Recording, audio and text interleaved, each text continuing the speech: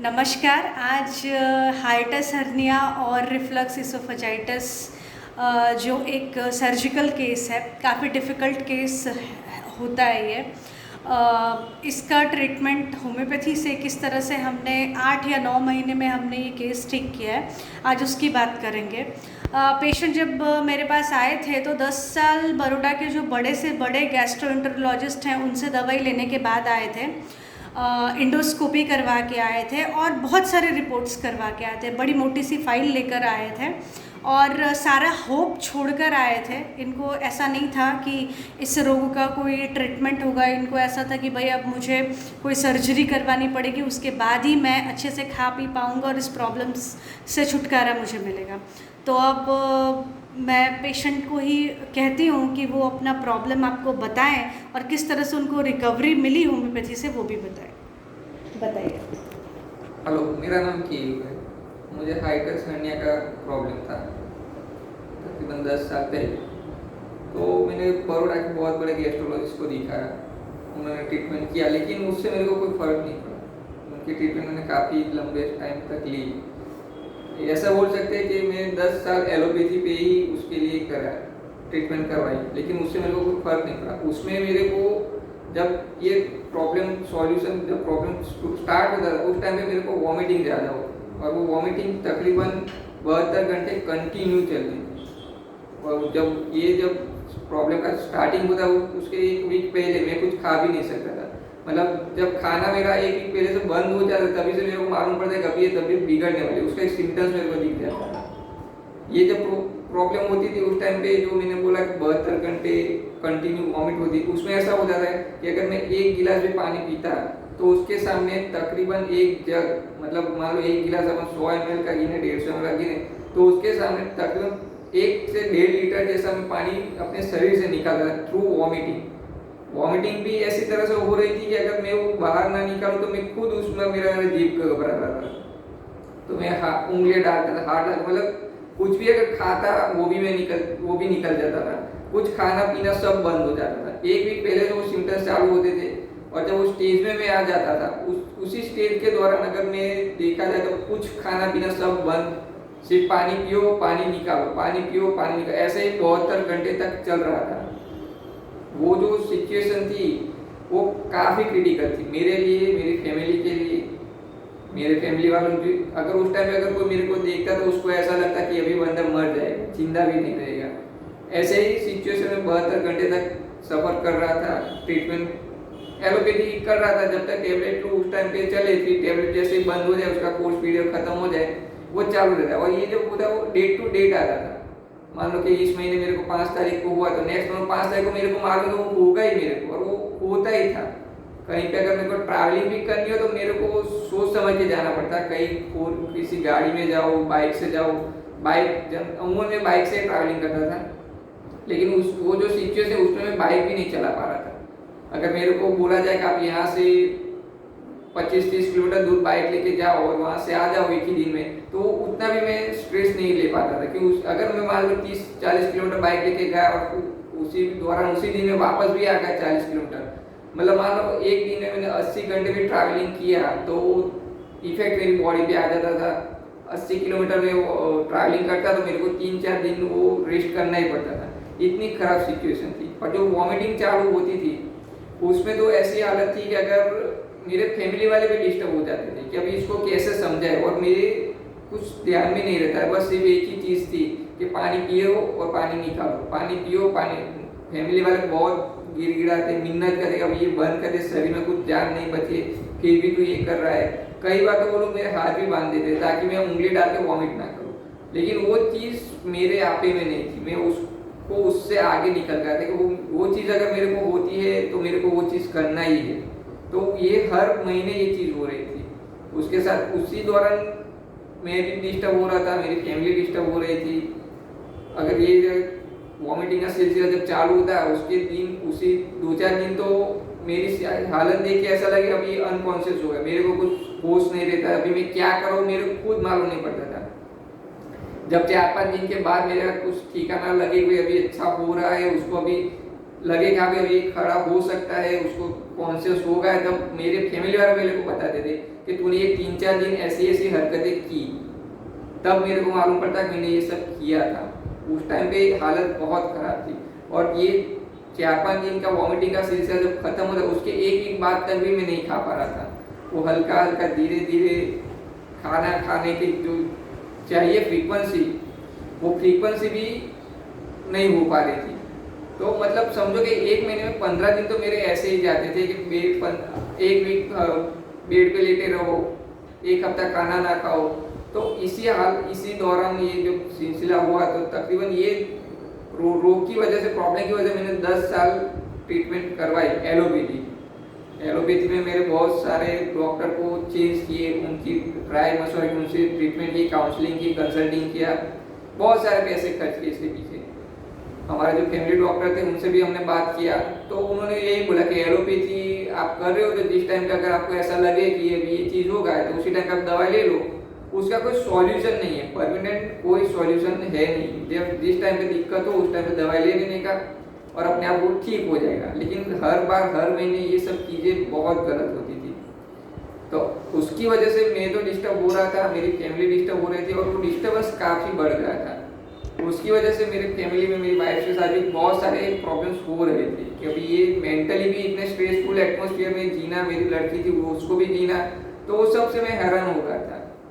फिर मेरी जान पहचान वाले मेरे रिश्तेदार ने मेरे को शारदा होम्योपैथिक का एड्रेस दिया, आप वहाँ जाओ, वहाँ उनसे मिलो, डॉक्टर से कंसल्टिंग करो, क्या है क्या देख लो आप। फिर मैं शारदा होम्योपैथिक में आया और यहाँ पे मैं डॉक्टर उमेश पांडे और डॉक्टर जया पांडे से मिला। मेरा केस डॉक्टर जया पांडे जी देख रही थी, उन्होंने मेरी पूरे केस की स्टडी की, मेरे जो रिपोर्ट्स आए थे वो सब मैंने उनको दिखाए, उन्होंने सब स्टडी किया।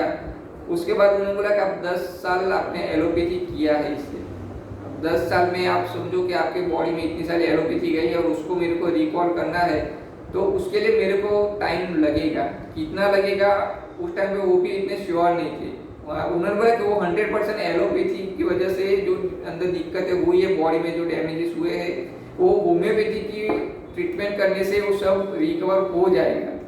लेकिन वो भी उस टाइम पे इतनी श्योर नहीं थी कि क्या कितना टाइम लगेगा। उन्होंने बोला कि 1-2 साल मेरे को दो, 1-2 साल में आपको ख़त्म करके पूरा आपको कंप्लीट करके दे दूँगी। तो मैंने यहाँ ट्रीटमेंट चालू करवाई, उनसे कंसल्टिंग की, उन्होंने मेरा काउंसलिंग किया, सब चीज़ें जानी, क्या हुआ, कैसे हो रहा था, किस तरह से क्या सिचुएशन थी। और फिर नहीं वो चलेगा, कोई बात नहीं। फिर कैसे आपको कितने टाइम में? उस टाइम पे जब वॉमिटिंग हुई तो उसमें बॉडी भी मेरा इतना हो जाता था, सिकुड़ जाता था, मतलब कोई देखे तो उसको मालूम ना, अगर मैं लेटा हूँ तो गंदे में भी मालूम पड़ेगा कि गंदे में कोई सोया हुआ है आदमी। लेकिन जब से होम्योपैथी ट्रीटमेंट चालू किया, मैडम से बात की, मैडम ने पॉजिटिवली मेरे को रिस्पॉन्स दिया, उन्होंने मेरे को समझाया, काउंसलिंग की कि एलोपैथी से नहीं हुआ, वो होम्योपैथी से हो जाएगा, लेकिन आपको एक पेशेंस रखना पड़ेगा। जो डाइट प्लान दे दूँ उसके मुताबिक आपको खाना पीना आपका थोड़ा एडजस्ट करना पड़ेगा। अगर वो आप उसी तौर ऐसा करते रहोगे तो आप 110% श्योर आप ठीक हो जाओगे। और जो उनकी जो श्योरिटी थी, उनका जो विश्वास था, वो आज मेरे को लगा नहीं वो सही था। मैं भी खुद बोल रहा हूँ कि अगर एलोपैथी में अभी भी मैं करवा रहा होता तो मेरे को इन फ्यूचर, अभी नहीं तो 5 साल बाद, लेकिन वो मेरे को सर्जरी करवानी पड़ती। लेकिन अभी मैंने ट्रीटमेंट किए, सिर्फ 8 महीने हुए, 8 महीने के अंदर मैं पूरी तरह से ठीक हो गया हूँ। थोड़ा बहुत है लेकिन वो उसकी वजह से नहीं कि चलो एसिड बढ़ गया है, पीक बढ़ गया है, वॉमिटिंग हो रही है, ऐसा कुछ नहीं है। जो दवाई मेरे को मैडम दे रही है वो सिर्फ उसके लिए कि ताकि आगे से अंदर जो थोड़ा बहुत डैमेज भी हो वो रिकवर हो जाए। लेकिन जो ट्रीटमेंट होम्योपैथी में की और मैडम ने बोला था कि मेरे को थोड़ा टाइम लेना पड़ेगा, लेकिन सही में होम्योपैथी 110% सक्सेसफुल है। 10 साल की जो मेरी प्रॉब्लम थी वो मैडम ने मेरे को 6 से 8 महीने में रिकवर करके मेरे को सही जगह पे लाके खड़ा कर दिया। अभी भी पहले मेरे को कुछ, अगर मैं बाहर का कुछ खाता, तला हुआ, तीखा, तो मेरे को तुरंत मेरे बॉडी में उसका इफेक्ट चालू हो जाता। मैं कुछ अगर वो खाता तो फिर मेरे को 2-4 दिन वो दिक्कत रहती थी कुछ, उसके बाद खाना नहीं हो पा रहा था, एसिड बढ़ जाए, पीक बढ़ जाए, वॉमिटिंग जैसा हुए। लेकिन जब से होम्योपैथिक ट्रीटमेंट की तब से अगर मैं कहीं बाहर का भी खाता तो मेरे को ऐसा बॉडी में फील नहीं हो रहा कि चलो भाई मैंने बाहर का खाया तो मेरी बॉडी में कोई दिक्कत हो रही है, शरीर कुछ जवाब दे रहा है, ऐसा कुछ नहीं है। अब अच्छी तरह से खाना पीना भी हो रहा है, सही से मेरा जो अंदर का था एसिड भी, वो सब भी काफ़ी कंट्रोल में है और तकरीबन ना के बराबर हो गया है मेरा। अच्छा, ये इतने टाइम में होम्योपैथी के इतने टाइम में वो जो पूरा एपिसोड होता था वॉमिटिंग वाला 15 दिन, वो एक बार भी हुआ ये पूरे नहीं, 8 महीने में? ये जब से ट्रीटमेंट मैंने चालू किया, मतलब पहले महीने से, जब पहली बार मैंने ट्रीटमेंट किया वो पहले महीने से ही वो दिक्कत बंद हो गई कि चलो भाई खाना पहले दिन से ही? पहले दिन से जब से ट्रीटमेंट चालू की, उसके जब डोजेस चालू किए तो उसी दौरान मेरे को पहले महीने से मेरे को फर्क लगा कि हाँ भाई चलो अभी ये टैबलेट जा रही है, गोलियां ले रहा हूँ, तो उससे अभी मैं खुद फील कर रहा था कि भाई मेरे बॉडी में ऐसा कुछ नहीं हो रहा है कि भाई चलो मैंने ये कुछ किया। हाँ, शुरुआत के दौर में मैडम ने मेरे को डाइट प्लान दिया था कि आप थोड़े दिन ऐसा खाओ, उसके बाद जब जैसा लगेगा तो हम कुछ आगे सोचेंगे, लेकिन वो डाइट प्लान फॉलो किया। आज की डेट में अभी भी मैं मतलब कुछ भी खाना हो तो मैं बिंदास खा सकता हूँ, मेरे को श्योर है कि अभी मेरी बॉडी वो जवाब नहीं देगी चलो अभी मेरे को ये दिक्कत हो गई है। तो होम्योपैथिक जो है वो सब लोग बोल रहे हैं कि होम्योपैथिक में आप ट्रीटमेंट कराओ, बहुत सारा ट्रीटमेंट करवानी पड़ती है, ऐसा कुछ नहीं है। अगर मेरा 10 साल का जो प्रॉब्लम है हाइटस हर्निया वाला, वो अगर 6-8 महीने में ठीक हो सकता है, मैं तो 10 साल लेट है। अगर आप क्या शुरुआत के दौर में कोई भी प्रॉब्लम हो, अगर आप एक बार होम्योपैथिक में अप्रोच करो तो डेफिनेटली अगर स्टार्टिंग होगा तो आप जल्दी से जल्दी रिकवर कर जाओगे। और आप जो लोगों की मेंटालिटी, जो सोच है कि होम्योपैथी में जाएंगे तो ज़्यादा टाइम लगेगा, दिक्कत आएगी, होगा नहीं, बहुत होगा, बहुत टाइम लगेगा, पेशेंस को बुला, ऐसा कुछ नहीं है। होम्योपैथी में एक बार ट्रीटमेंट करो, आप सही में बोल रहे कि वो एलोपैथी की बजाय एक बार होम्योपैथी कराओ। अगर आप एलोपैथी में खर्चा कर रहे हो तो थोड़ा होम्योपैथी में करो, डेफिनेटली आपको रिजल्ट मिलेगा, वो भी एलोपैथी से बेहतर मिलेगा। एलोपैथी में होता है कि आप दवाई लो, उसका असर हुए ना हुए दूसरी चीज़ है, लेकिन उसके साइड इफेक्ट लीवर और किडनी पे 110% होती है। लेकिन होम्योपैथी में एक चीज़ है कि आप दवाई लो, अगर उसमें ट्रीटमेंट का आपको ऐसा लगे कि आपको फर्क नहीं पड़ा वो दूसरी, लेकिन उसका जो आड़ असर है, जो साइड इफेक्ट होते हैं, वो कभी बॉडी में नहीं होगी, और जो उसकी असर है वो 110%। होम्योपैथिक आज मैं चैलेंज के साथ बोल सकता हूँ, होम्योपैथिक में आपको 110% आपको रिकवरी मिलेगी मिलेगी और मिलेगी। देखिए, यही होता है होम्योपैथी का कमाल कि पेशेंट इतने विश्वास के साथ बोलते हैं और इतना विश्वास बन जाता है होम्योपैथी पे। सचमुच में जब ये मेरे पास आए थे तो मैंने इनको बोला था कि भाई 4-5 साल तो मेरे को लगेगा, क्योंकि हाइटस हर्निया इतना ज़्यादा लेवल का है, तो मुझे थोड़ा टाइम दो। मैं आपको ये नहीं बोलूँगी कि हाँ साल भर में आपका ठीक हो जाएगा, पर हाँ मुझे थोड़ा टाइम दो। पर थैंक्स टू होम्योपैथी कि इतने कम टाइम में इनका इतनी अच्छी तरीके से इनका सारा प्रॉब्लम, और पहले महीने से इनकी सारी एलोपैथी दवाई बंद करवा दी मैंने, और इनको एक बार भी वो एपिसोड पहले महीने से नहीं हुआ है। आज ये अभी 9वां महीना चल रहा है इनका ट्रीटमेंट का, अब तक इनको वो एपिसोड नहीं हुआ है। 6 महीने इनकी अच्छी तरीके से स्ट्रिक्टली डाइट फॉलो हुआ था, डोजेस जा रहे थे, अभी बहुत ही मिनिमम डोज जा रहे हैं दवाइयों के, और उससे ये बहुत अच्छा महसूस कर रहे हैं।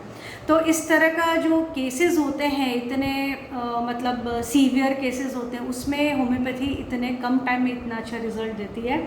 तो जिन लोगों को और भी दूसरे इस तरह के प्रॉब्लम है, अगर वो शुरुआत में ही होम्योपैथी में आ जाएंगे तो शायद वो इस लेवल तक उनका प्रॉब्लम नहीं बढ़ेगा, और बहुत ही कम टाइम में होम्योपैथी से उनका प्रॉब्लम जड़ से ठीक हो जाएगा।